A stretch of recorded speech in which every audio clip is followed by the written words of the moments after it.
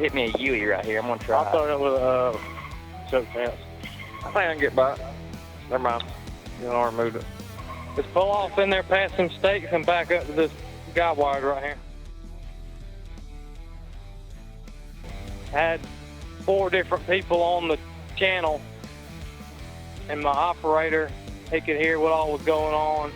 Main thing about crossing the intersection is you got to go fast to avoid traffic, and we did it safely and efficiently. It helped us dramatically crossing this busy intersection right here, and on top of that, it boosted our productivity. We probably did 12 hours worth of work yesterday in our regular 8-hour day.